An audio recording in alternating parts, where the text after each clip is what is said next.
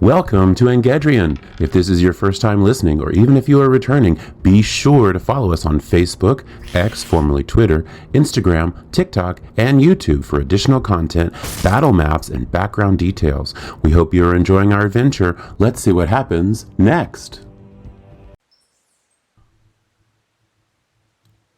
Without the cart or wagon, Umgurn and Inicel agree to ride on Theophania's back for the journey to Pythilia because the next caravan leaving will take too long. They set off on the afternoon of the sixth day and make it to the wilds by nightfall, with Theophania pushing herself at a full gallop. They make camp at a place not very far from their first campsite on the road to Pythilia. Theophania makes a survival check, DC 10, rolls 15. Inicel makes a cooking check, DC 15, rolls 13. Though tired, Theophania easily procures 2 rabbits and a pheasant for dinner, which Inicel clumsily prepares, missing dearly the skills of Malaysia. The group still enjoy the meat, though there is a bit of singed fur with some of the rabbit, and the pheasant may still have a few pin feathers in its skin. The party make perception checks, roll 10, 25, and 6. Umgurn continues to joke with Inicel about her lousy cooking, which makes Inicel laugh. Theophania, despite being tired from the gallop, hears a crack in the grass which is unnatural and bolts to her feet with an arrow drawn. Umgurn and Inicel respond by scrambling for their weapons and looking towards the woods. A zing shoots out from the dark, and there is a thwat near Theophania's head as an arrow strikes a tree trunk. 5 bandits emerge into the firelight from the road, one of which seems to be the leader as he yells for the others to attack. Everyone rolls for initiative. Theophania casts Ensnaring Strike and attacks the bandit captain with her longbow. Second attack, Hordebreaker, rolls 15 versus AC 15 for a hit for 11 piercing damage. Captain's strength saving throw is 13 versus DC 14, fails and is restrained. Rolls 9 for a miss. Theophania, with an arrow already notched, murmurs a few words and tiny iridescent vines encircle her arrow. She releases it, hitting the apparent leader in the thigh. From the wound erupt entangling vines that restrain the arms and legs of the captain. She launches a second shot at the bandit next to the leader, but the shot goes wide and skitters across the road. Bandit C moves into melee with Inicel, attacks with scimitar, rolls 21 for 2 slashing damage. The bandit to the leader's right charges into melee with Inicel and swings with his scimitar, slashing her lightly across the leg. Inicel casts Moonbeam, centered on Bandit B, including Bandit A and the bandit captain. Uses Hungry Jaws on Bandit C. Rolls 12 versus AC 12 for a hit, for 7 damage and 2 temporary hit points. Inicel calls down a beam of strong moonlight, which engulfs the 3 bandits nearest to Theophania in the radiant light. She then snaps her jaws on the forearm of the bandit that attacked her, sinking her teeth in and drinking a bit of his blood. Bandit D moves into melee with Inicel, attacks with scimitar, rolls 12 for a miss. The remaining bandit outside of the moonbeam rushes over to join his brother next to Inicel, but flinches when he sees her teeth tearing into his arm and bounces his scimitar off of her shield. Bandit A makes a Constitution saving throw, DC 14, rolls 5. Fails, takes 13 radiant damage, collapses. The first bandit in the moonlight attempts to move, but is burned to his skin by the radiant light and collapses to the ground. Umgurn moves into melee with the bandit captain, attacks with double-bladed scimitar twice, advantage restrained, uses Divine Smite, rolls 17 for a hit for 8 slashing damage plus 9 radiant damage, and 20 for a hit for 4 slashing damage. Umgurn pulls his double-bladed scimitar to his chest and charges around the fire to the bandit captain, avoiding the moonbeam. He utters holy words of power and slams the restrained bandit with a forward and backward slash of his blade. Bandit captain takes damage from snare, makes a moonbeam con saving throw, attempts a strength saving throw, moves out of the moonbeam but still in melee with Umgurn. Rolls 6 piercing damage from snare, rolls 15 versus DC 14 con for a save, 8 damage, takes 4. Rolls 21 strength versus DC 15, breaks restraints. The bandit leader screams as the thorny vines tear into his flesh, and the moonbeam's radiance burns his skin, but he manages to break the vines with a rush of energy and moves around Umgurn to maintain melee distance. Bandit B makes Moonbeam con saving throw, moves to Theophania, attacks with scimitar, rolls 19, saves, for for 11 damage, takes 6, rolls 10 for a miss. The bandit in the middle of the moonbeam screams as his flesh burns. He runs with his scimitar raised towards Theophania, but the transition from the moonlight to the firelight disrupts his vision, and he swings wide. Theophania casts Ensnaring Strike and attacks Bandit B with one short sword, draws second short sword. Rolls 8 for a miss. As the bandit swipes and misses, Theophania mumbles a few words, causing her short sword she has drawn to flare with green vines, and slashes for a miss, while she draws her second short sword for the next attack. Bandit C attacks Inacel with scimitar, rolls 8 for a miss. The bandit who first engaged Inacel swings again with their scimitar, but Inacel catches the blow with her shield. Inacel moves the moonbeam over to Bandit C and D, uses Hungry Jaws, rolls 8 on Hungry Jaws for a miss. Inacel hums, and the moonbeam shifts from the far side of the camp to engulf both of the bandits in front of her. She snaps her jaws at one still standing, but misses, grabbing only cloth. Bandit D makes a Moonbeam Con saving throw, rolls 4, fails for 14 radiant damage, dies. One of the bandits in front of Inacel crumples from the radiant energy searing his flesh.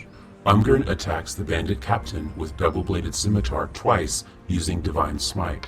Rolls 17 versus AC 15 plus 2 for parry ability for a hit for 10 slashing damage plus 2 radiant damage, and rolls 12 for a miss. Umgern spins in place, murmurs his holy words again, and slashes the bandit across the chest with an upward blow, but then barely scrapes his thigh with a backswing of his scimitar. Bandit Captain makes 2 scimitar attacks and 1 dagger attack at Umgern.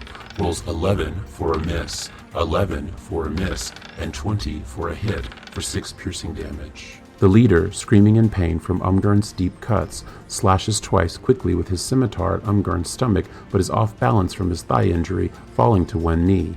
He thrusts his dagger straight up and catches Umgern in the forearm. Bandit B attacks Theophania with scimitar, rolls 8 for a miss. The bandit in front of Theophania rears back his scimitar to slice her across the chest, but she catches the curved blade with her short swords and pushes it away. Theophania makes 2 short sword attacks, one at Bandit B, moves into melee with Bandit Captain and attacks. Rolls 21 for 5 piercing damage, activates Ensnaring Strike. Bandit rolls 11, is restrained and unconscious. Rolls 22 for 6 piercing damage. Bandit Captain goes down. Theophania thrusts her short swords at the bandit, sinking it deep into his chest and causing vines to ensnare his unconscious body as he hits the ground. She leaps over him and into melee with the bandit leader, where a second slash of her sword drops him unconscious to the forest floor. Bandit C makes Moonbeam Con saving throw, rolls 6 for a fail for 12 radiant damage, dies. As his leader falls, the last bandit turns within Inacel's radiant moonbeam to run, but is brought down by the searing energy and collapses. Each party member receives 200 experience points. Inacel makes 5 medicine checks, rolls 21, 9, 18, 24, and 19. Inacel moves quickly to each bandit and checks them with Umgern next to her, laying on hands for those that are not already dead. 2 have already succumbed, and they move their bodies to the side.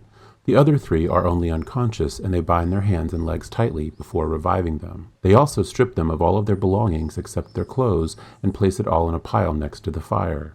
This includes 4 light crossbows, 43 crossbow bolts, 5 scimitars, 1 dagger, 1 studded leather, 4 sets of leather armor, 48 silver pieces, 40 copper pieces, 2 pair of gold earrings, 2 vials of acid, and a pair of fingerless gloves. Theophania and Inacel dig graves several feet into the forest for the 2 dead bandits, while Umgern questions the remaining 3. Who are you? State your names and where you are from, now. Umgern makes an intimidation check versus 3 bandit insight checks, rolls 20 versus 8, 15, and 14.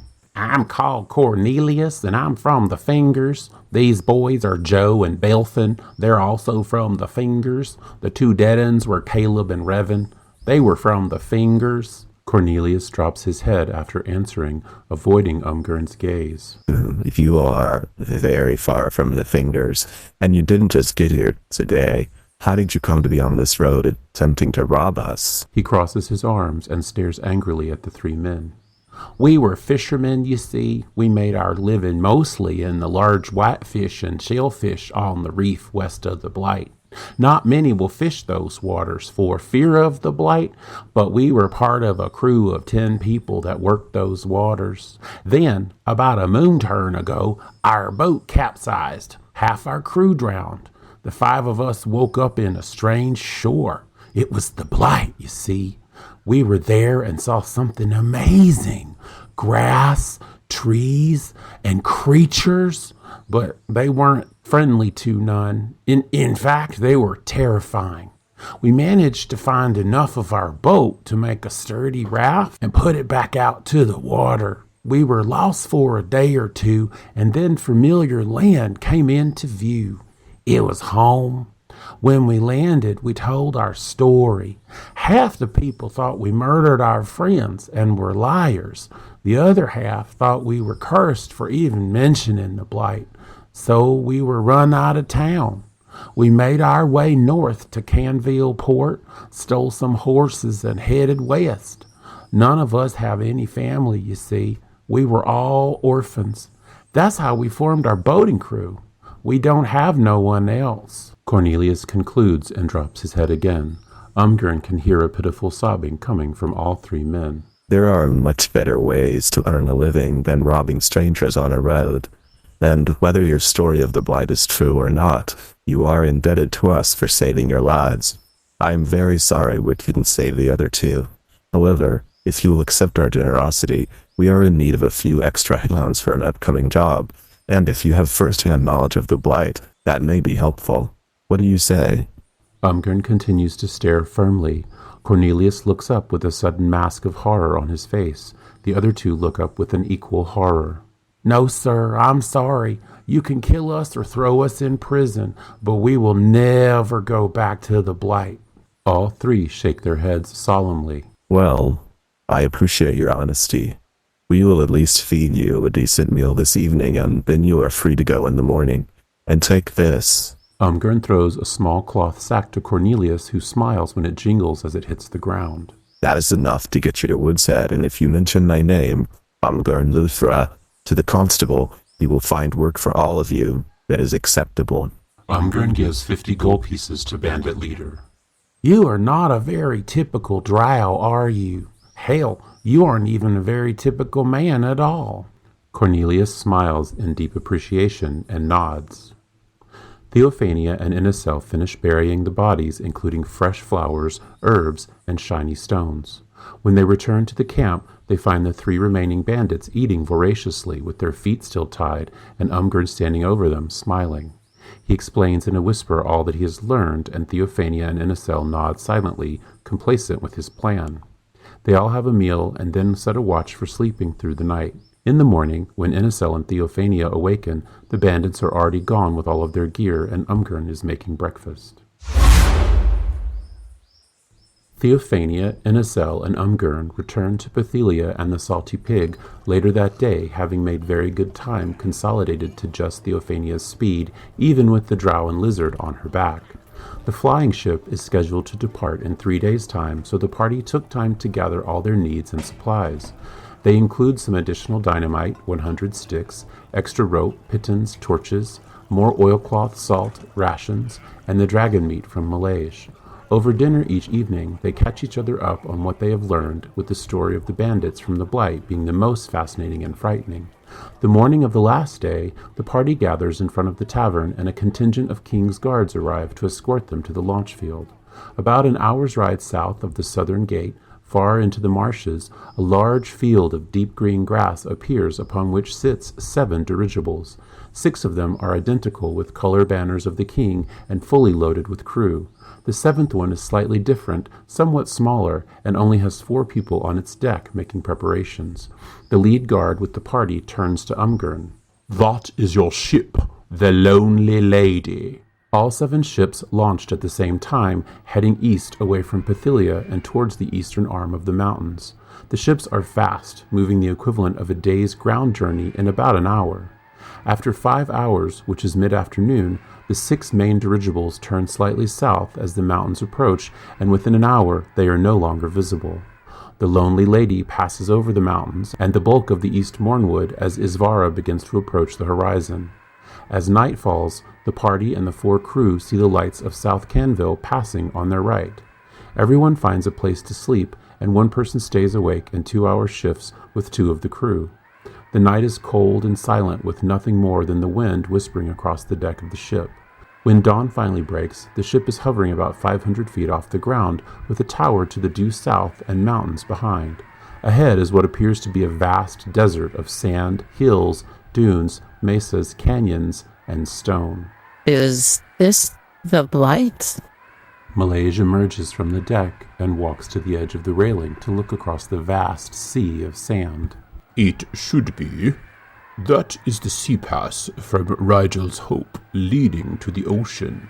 I paused here because my orders were to give you to the Blight, but then you would direct us from there. Umgern, Case, Theophania, and Inicel are also now standing on the deck, looking out at the vastness of the desert.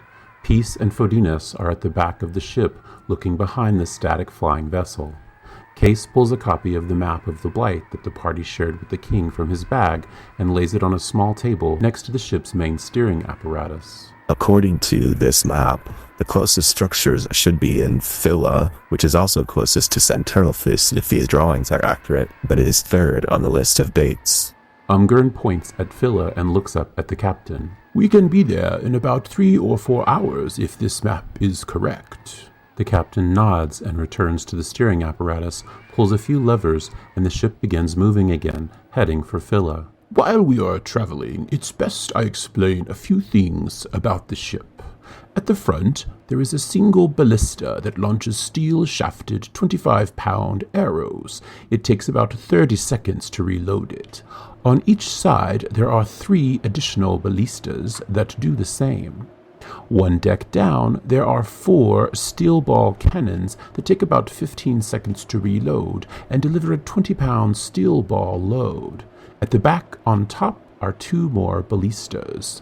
Lastly, on the bottom of the ship, there are 4 rotating flamethrowers that can shoot a jet of fire 50 feet for about 10 seconds before they need to recharge and refill for about 15 seconds. But those I can control from here.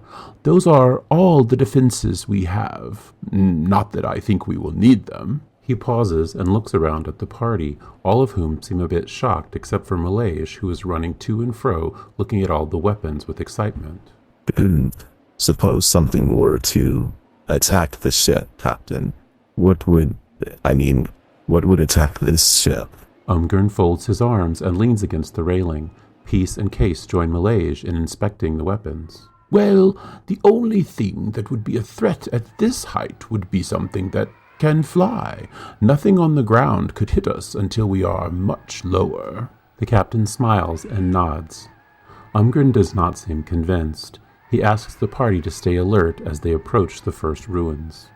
The party make perception checks. Roll 8, 8, 19, 12, 3, 18, and 15.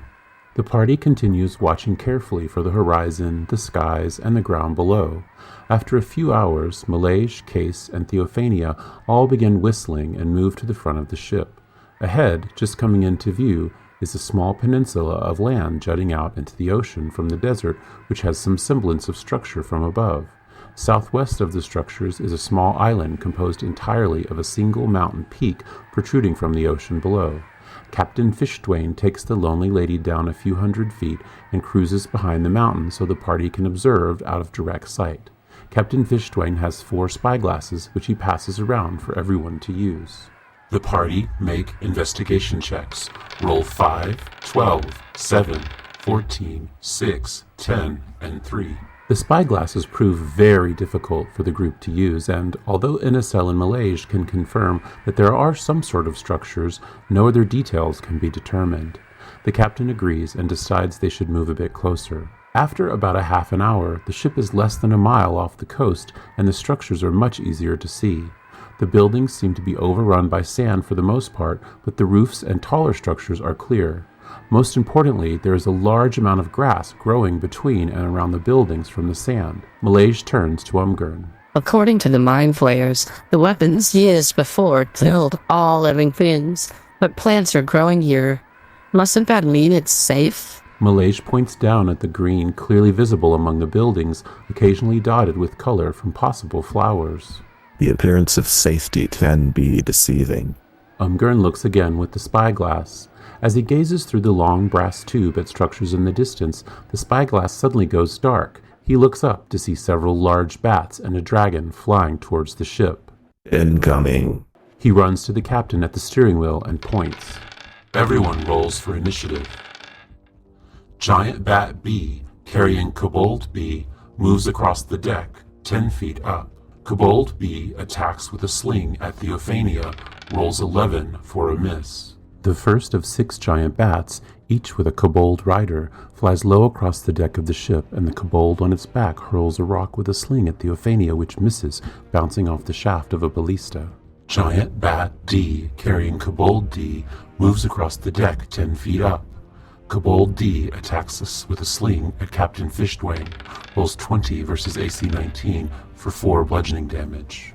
The second of 6 giant bats makes another low pass across the deck of the ship, and the kobold on its back hurls a rock with a sling at Captain Fishdwayne, which catches him in the shoulder with stinging pain.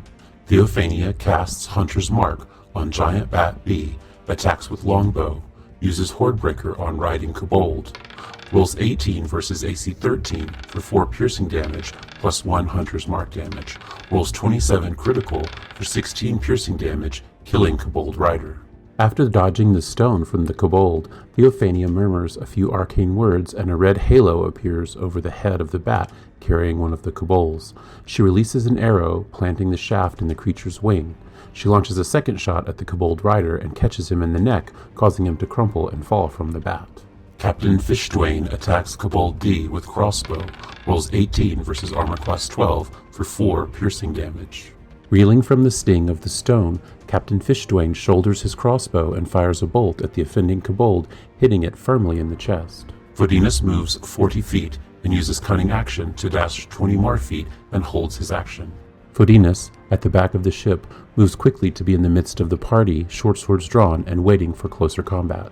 Shipman Thessaline attacks Giant Bat B with javelin, rolls 9 versus AC 13 for a miss. Thessaline quickly hurls a javelin at the bat that flew past Theophania, but it is too eager and the flying spear goes wide as the bat changes direction. Giant Bat A, carrying Kobold A, moves across the deck 10 feet up. Kobold A attacks with a sling at Inicel, rolls 7 for a miss.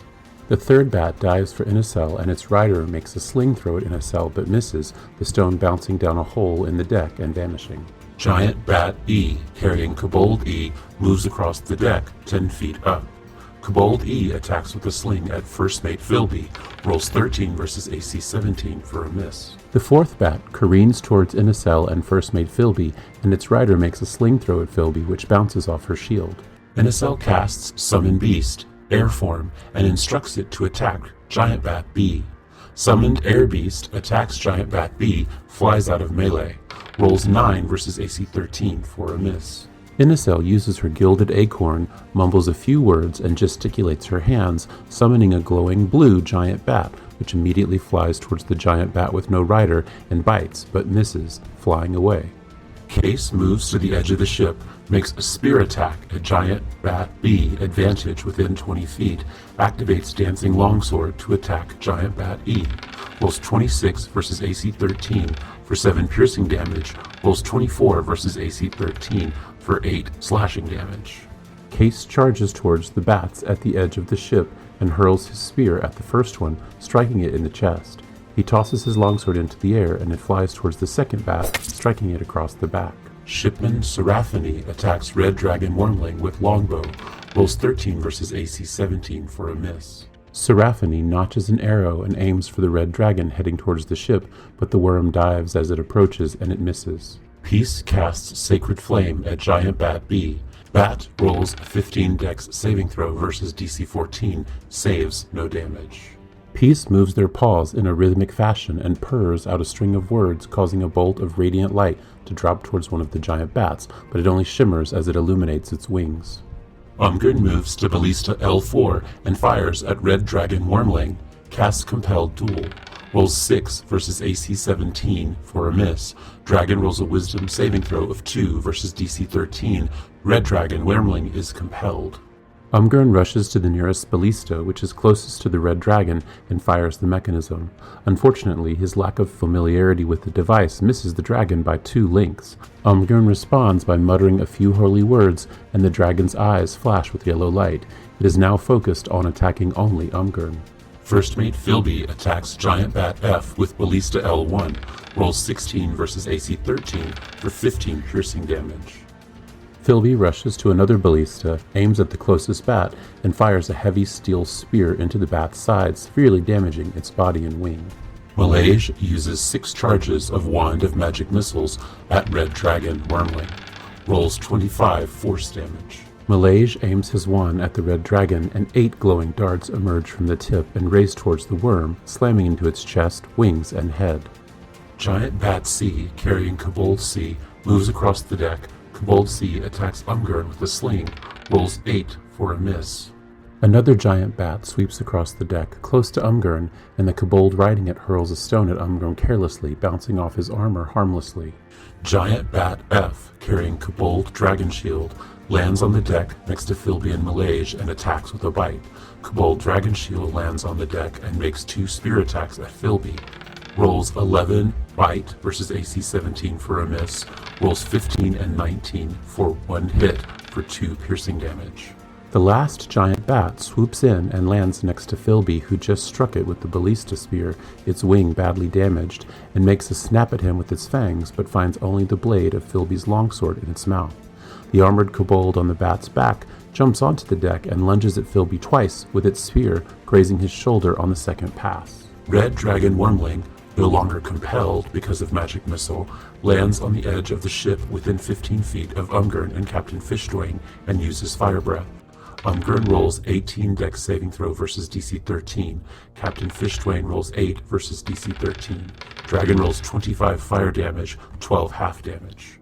The red dragon flies to the edge of the ship and lights on the bow, opening its maw and releasing a cone of fire 15 feet towards Umgurn and Captain Fishdwayne. Umgurn easily dodges the fire blast, though he still gets singed. The captain, trying to maintain the steering, takes the full brunt of the fire attack and is badly wounded. Giant Bat B makes a bite attack at Air Beast Inacel, rolls 18 versus AC 13 for 6 piercing damage. The injured bat with no rider lunges its fangs at the air beast spirit summoned by Inacel and sinks its teeth into the creature's wings. Giant Bat D lands on the deck next to Captain Fishdwayne and makes a bite attack.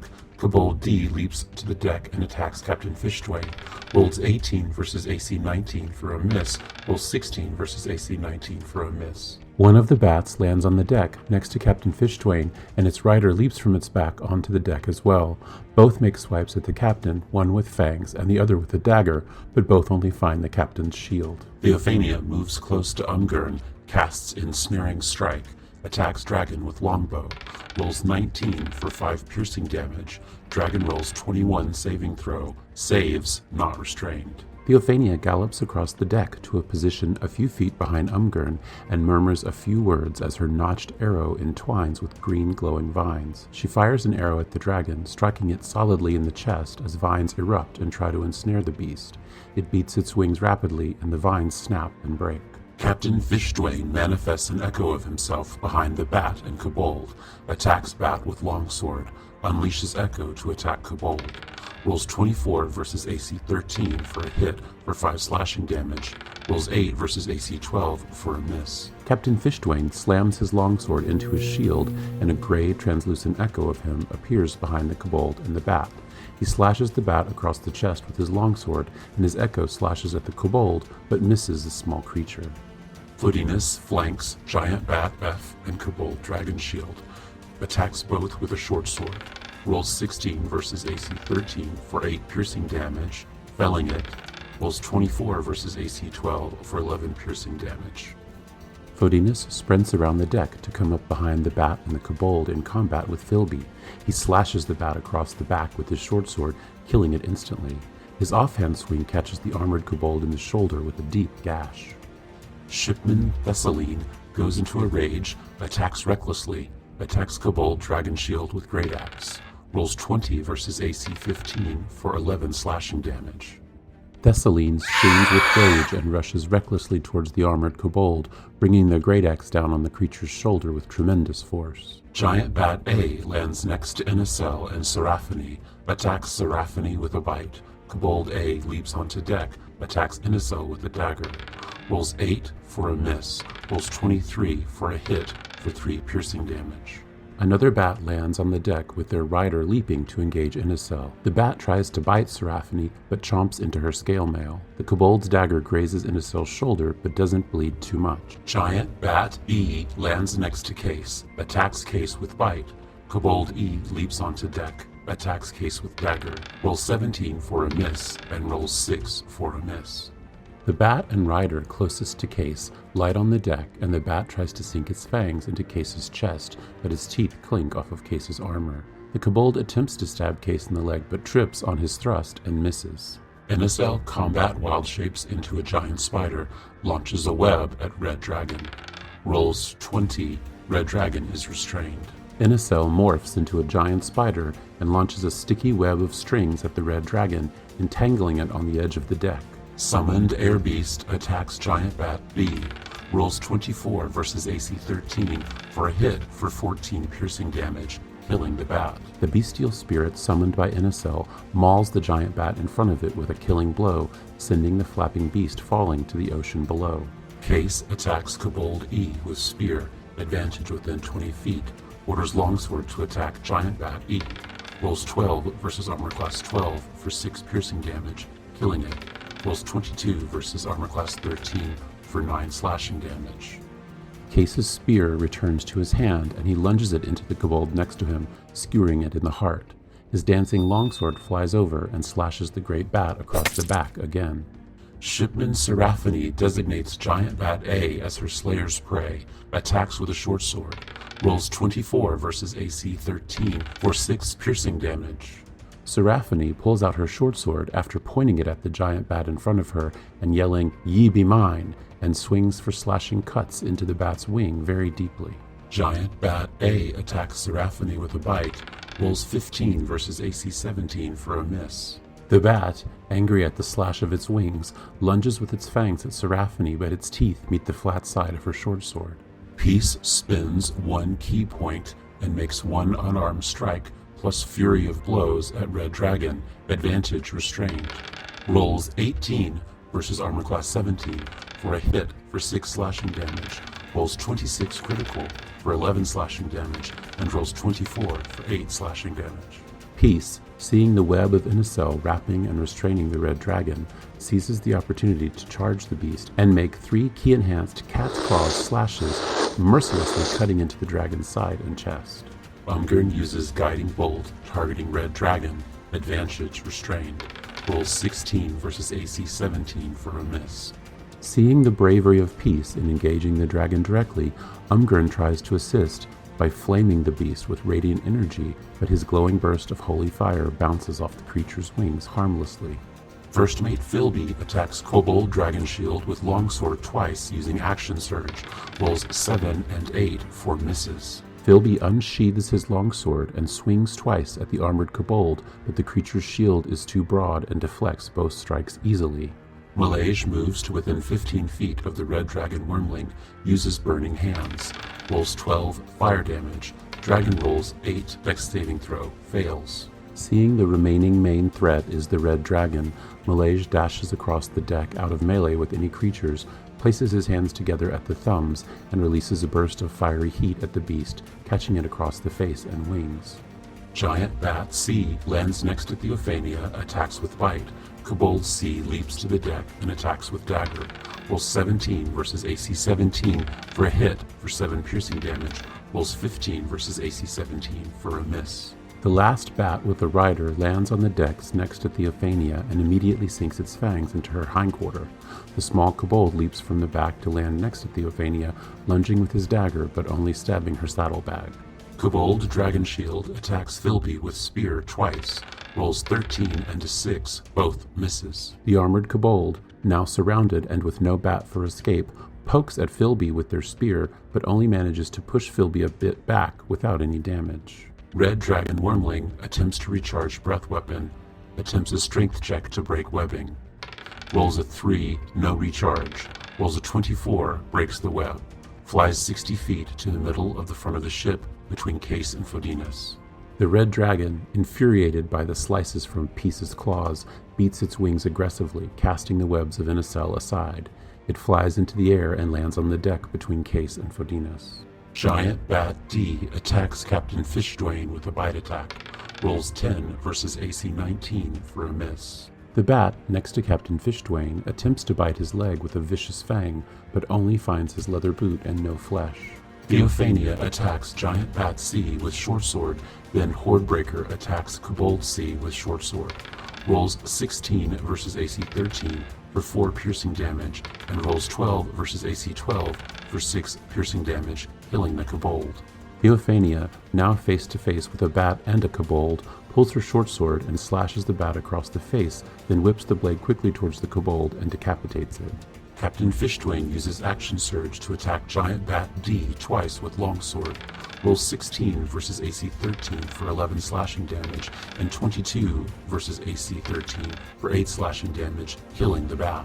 Fishdwayne screams a primeval, guttural roar and slashes at the giant bat twice with his longsword, deeply gashing the chest and then ripping open the belly. Fodinas attacks Kobold Dragon Shield with 2 short sword attacks. Sneak attack.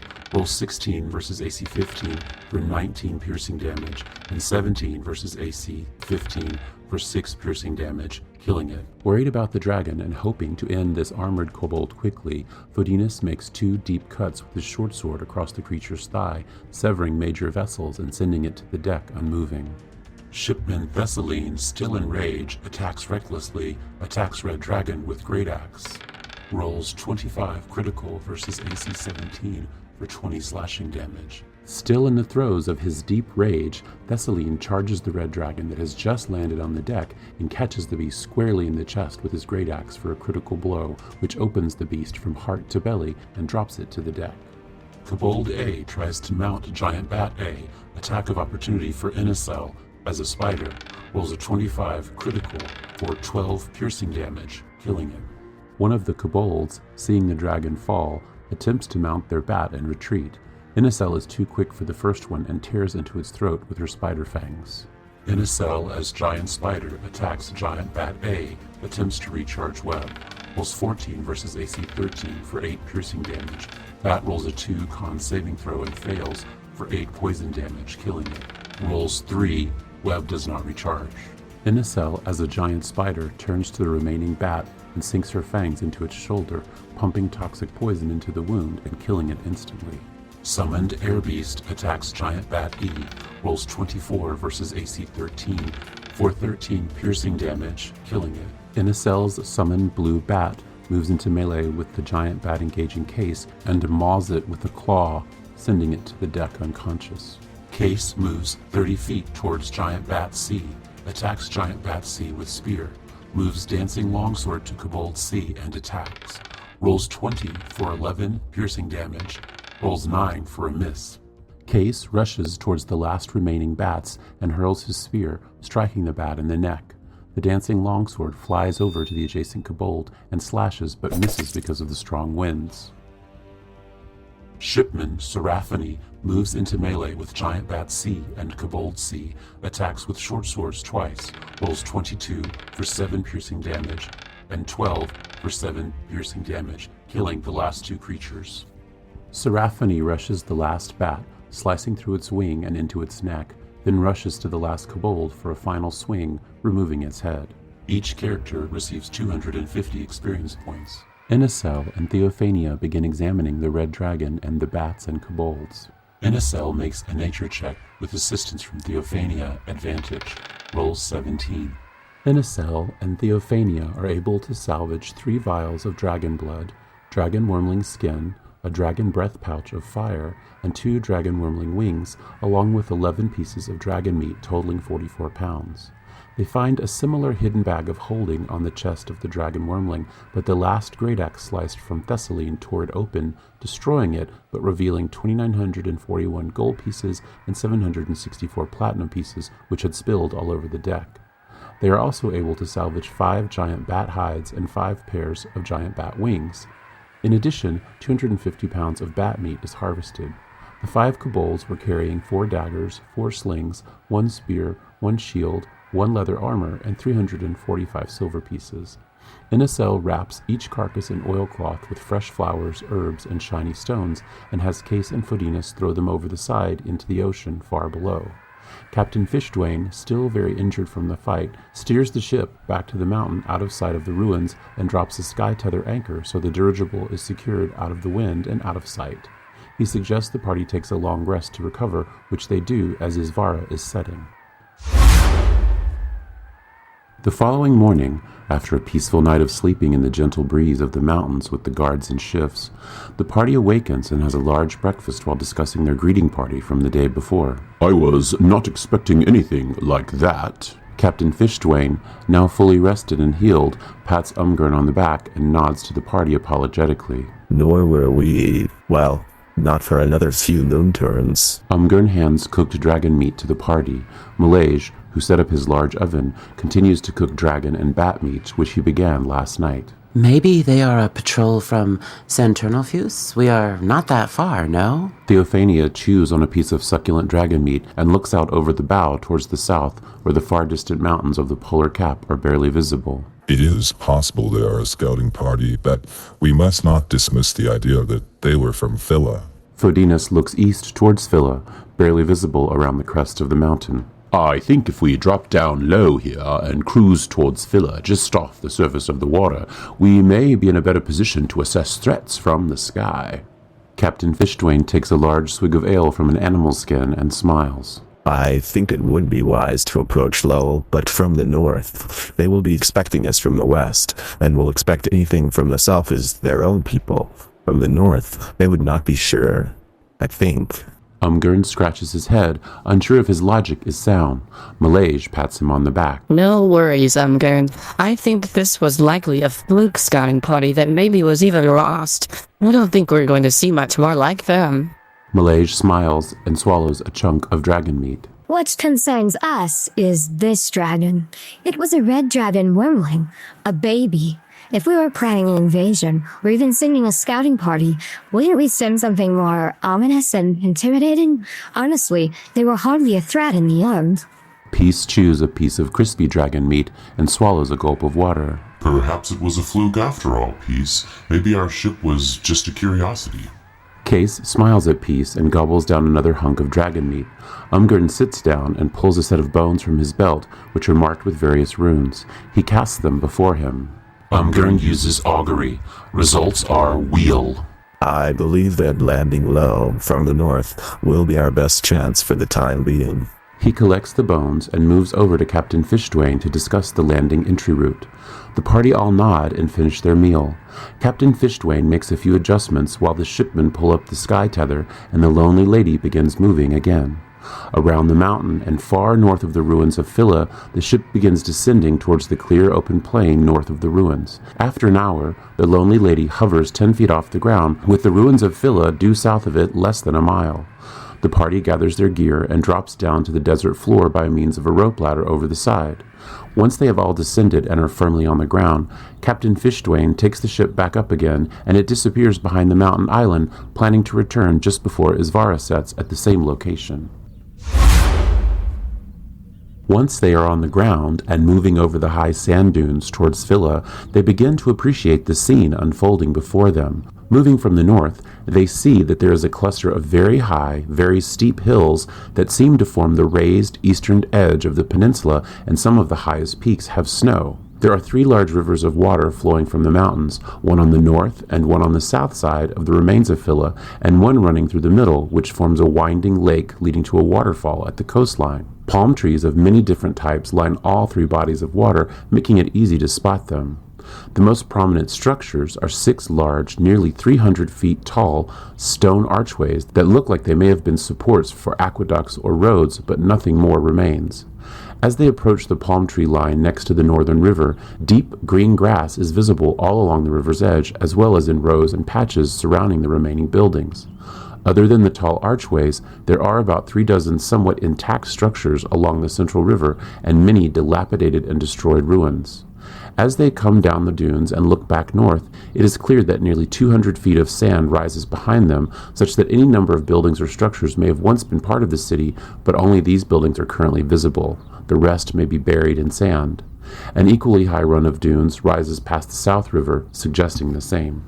Look at all the growth and the height of the trees. Inesel marvels at the glistening water and the swaying palm fronds high above them. Some of these trees are more than 50 years Varana old. Or they are growing unnaturally. Malaysia looks down at the soil under their feet.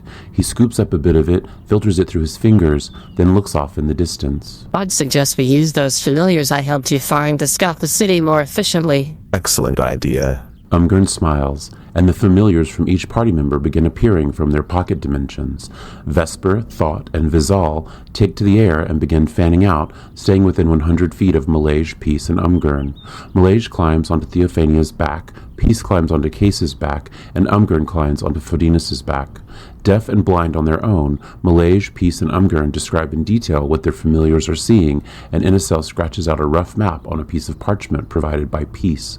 The party moves to the northwest corner of the ruins and pauses while Inesel scratches down the comments from the three linked to their familiars. Slipknot, Filigree, Hestia, and Sister venture below into the ruins while the other three fly above, performing the reconnaissance on their own. After about a quarter of an hour, the four ground creatures return, having telepathically relayed everything they saw as best they could.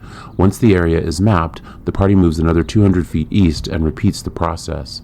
After 4 hours of mapping, the party reaches the eastern edge of the ruins, where they approach the mountains. The party makes perception checks, advantage familiars, rolls 14, 9, 24, 24, 22, 12, and 12. Theophania, Peace, and Inesel surmise that it will likely take at least another day to map out the whole area safely.